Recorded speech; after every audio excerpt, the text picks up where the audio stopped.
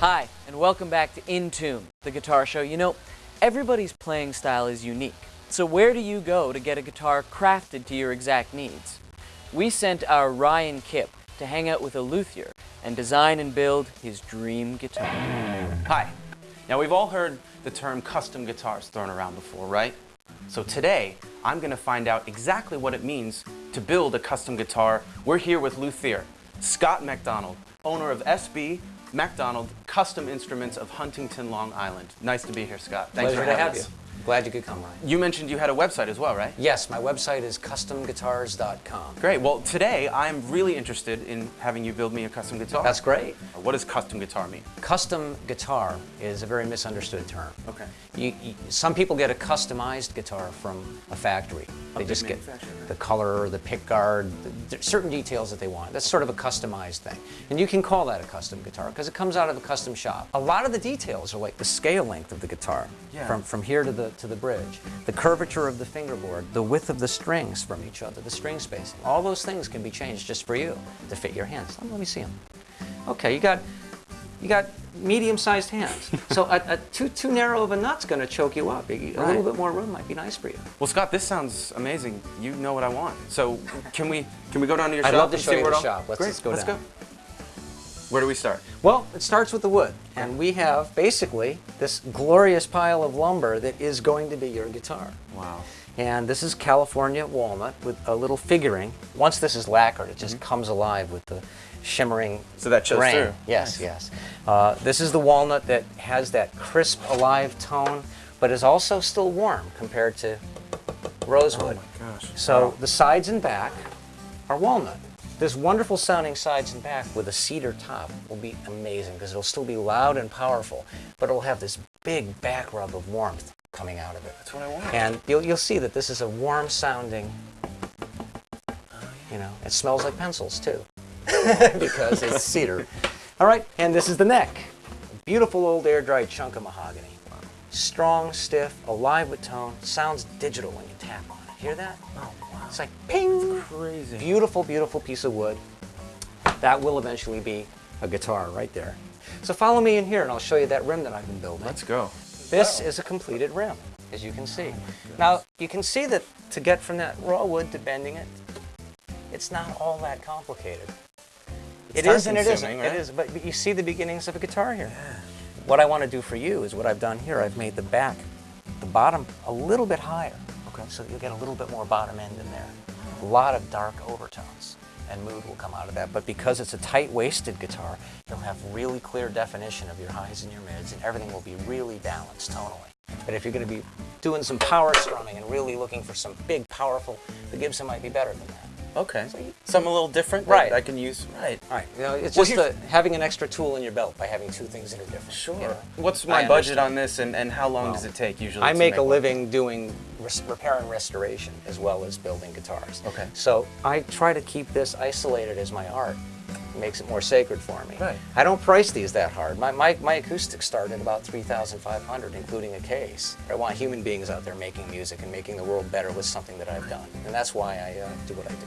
Scott, that all sounds great, and I really cannot wait to see this guitar. It's been a pleasure showing you around. Well, that's it for me, and Amos, the next time you see me, I will have my brand new SB McDonald custom guitar in tow. Eat your heart out.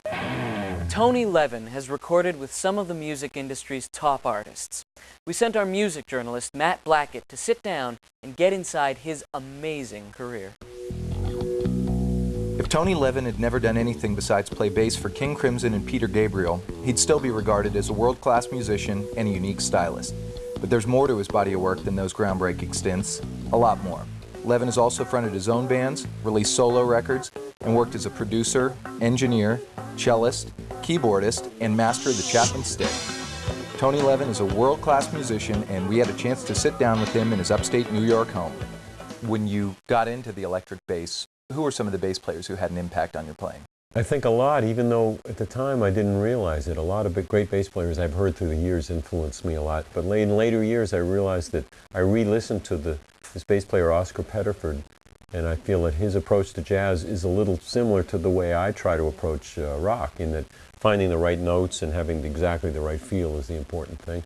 And of course Paul McCartney in the Beatles years was a big influence. Talk about your gear when you were first starting out. Do you remember your first electric bass rig?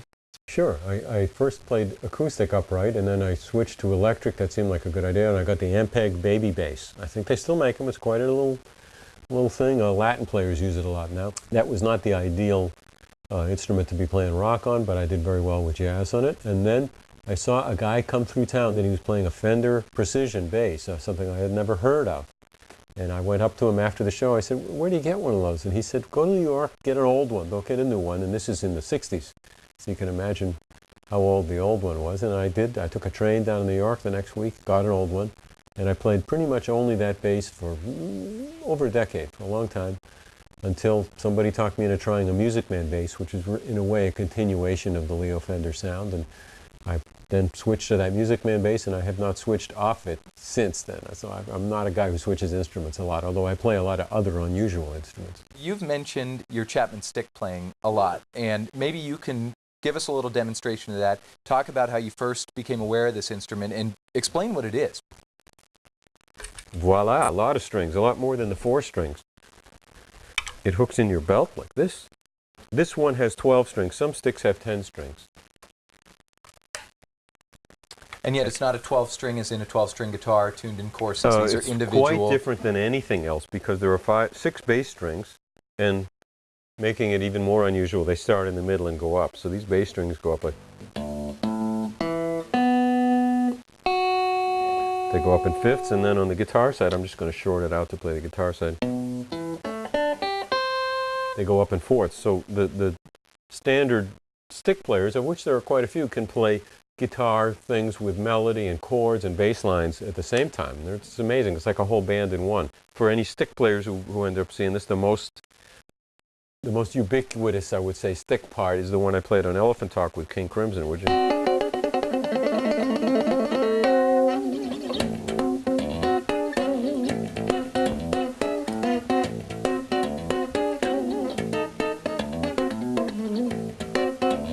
And there's Elephant Talk.